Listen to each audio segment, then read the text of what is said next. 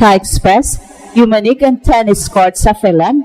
Kahit bumuhos ang pawis, dugo at unfiltered emotions, ang ating pambato na si Alex Ayala, kasama ang veteran na si Alcantara, ay official nang nag-uwi ng bronze medal sa mixed doubles ng 2025 SEA Games.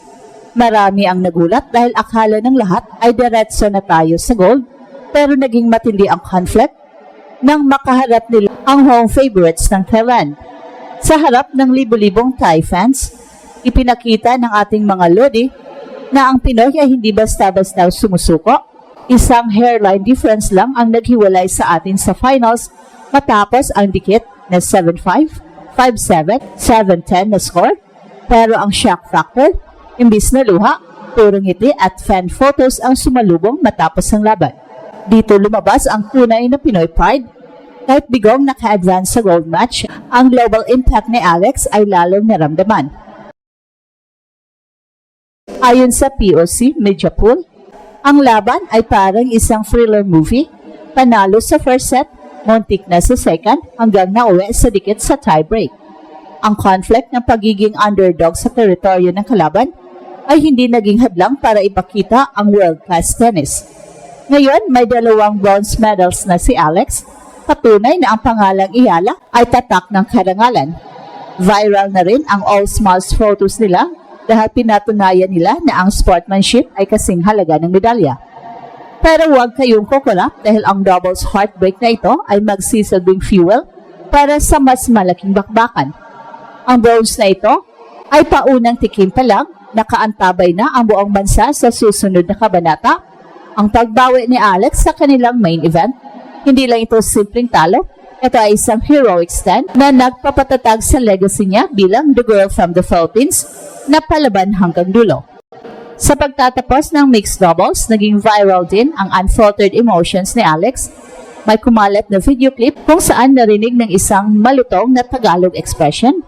Mula sa kanya, isang sign ng matinding gigil at passion. Ito ang naging shock factor sa mga netizens. Sa isang world-class athlete na sanay sa WTA courts, ay nananatiling batang Pinay sa puso at salita. Ang pagiging authentic ni Alex mula sa pagtagalog hanggang sa pagsubaybay sa trends ng Pilipinas ang dahilan kung bakit mahal na mahal siya ng masa. Salyado na ang bronze pero ang singles gold ang tunay na nakatadhana. Dadalhin kaya ni Alex ang gigil na ito para pasabugin ang depensa ng Thailand sa finals? Abangan natin ang pag-atake ng ating tennis queen. Isang matinding bakbakan ang yumanig sa tennis courts ng Thailand sa kabila sa pagbuhos ng pawis, dugo at unfiltered emotions.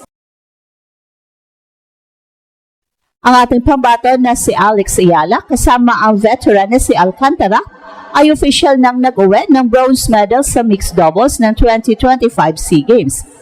Ito ang balitang naging viral at gumulat sa marami dahil ang akala ng lahat ay diretso na tayo sa gold. Pero aminin natin, ang naging conflict ay naging mas intense nang makatapat nila ang home favorites ng Thailand sa semifinals. Sa harap ng libo-libong Thai fans na humihiyaw, ipinapakita ng ating mga ludi na ang Pinoy ay hindi basta-basta sumusuko. Ang laban ay natapos sa score na 7-5, 5-7 at isang dikit na 7-10 tiebreak. Isang hairline difference lang ang naglayo sa atin sa finals, pero ang tunay na shock factor, imbes na makita silang malungkot o umiiyak, puro ngiti at pag-snap ng photos kasama ang mga fans ang sumalubong sa kanila matapos ang battle. Dito talaga lumabas ang tunay na Pinoy pride, yung tipong kahit heartbroken sa talo, proud pa rin sa karangalang dala para sa bayan. Pero alam niyo ba kung ano ang mas nagpa-trending sa laban na ito? Hindi lang yung medalya, kundi ang unfiltered emotion ni Alex na mabilis na kumalat online. Sa likod ng mga ngiti sa podium, may isang video clip kung saan narinig ang isang malutong na Tagalog expression mula kay Alex. Isang ekspresyong hango sa matinding gigil at passion sa laro. Ito ang naging shock factor na gumulantang sa mga netizens ng isang world-class athlete na sanay sa mararangyang courts ng WTA ay nananatiling batang Pinay sa puso at pananalita.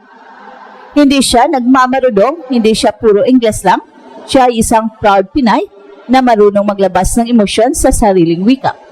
Ang conflict na ito sa pagitan ng kanyang global superstar image at ng kanyang raw Pinoy roots ang lalong nagpapalapit sa kanya sa masa. Ayon sa POC Media Pool, ang laban nila ay tila isang thriller movie. Panalo sa first set, muntik na sa second, hanggang nauwi sa dikit na endgame. Ang pag-uwi ng bronze ay hindi matatawag na talo. It's a big win for the Philippines dahil nadagdagan ang ating medal haul sa ilalim ng matinding pressure. Ngayong may bronze na sa bulsa, sapat na ba ito para kay Alex o gagamitin niya ang gigil at ang malutong na emosyong ito para tuluyang pasabugin ang depensa ng Philippines sa darating na singles gold medal match? Ito na ba ang simula ng kanyang ultimate revenge?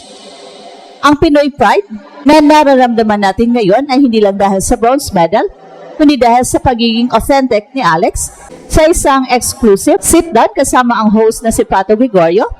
Ibinahagi ni Alex ang mga untold stories ng kanyang journey mula sa mga childhood anecdotes hanggang sa hirap ng pag-tour sa buong mundo ng malayo sa kanyang pamilya. Napatunayan natin na ang kwento ni Alex ay hindi lang binuo ng talento, kundi ng bond, discipline at gratitude. Ibinunyag ni Alex na kahit matagal siyang nakabase sa ibang bansa para sa training, sinisiguro niyang nananatili siyang updated sa Philippine trends at balita. Ang kanyang pagiging proud ng Tagalog ay hindi lang para sa kamera, ito ay simbolo ng kanyang malalim na koneksyon sa ating bansa. Kahit ang kanyang ama na si Mike Ayala ay naging success sa dugong Pinoy na nananalaytay sa kanya, ang bawat palo, bawat pawis at bawat malutong na salita ay galing sa pusong nagmamahal sa bandera. Ito ang Alex Ayala brand, world-class skill pero pusong palaban na taga Manila. Dito pumapasok ang global impact ng kanyang double bronze finish. Bagamat hindi nakuha ang gold sa doubles, ang buong Thailand ay nakaramdam ng matinding kaba. Nakita nila ang isang Alex Ayala ay hindi basta-bastang matitibag sa home court advantage. Ang pagkakapwesto niya bilang top seed ay hindi lang dahil sa rankings, kundi dahil sa kanyang mentalidad na fighter. Ang shocking realization para sa kanyang mga susunod na kalaban, kung ganito katindi ang gigil ni Alex sa doubles, paano pa sa kanyang main event, ang women's singles? Ang dalawang bronze na hawak niya ngayon ay hindi tanda ng paghinga, kundi mga badge of honor na nagpapataas ng antas ng kanyang pagka-atleta.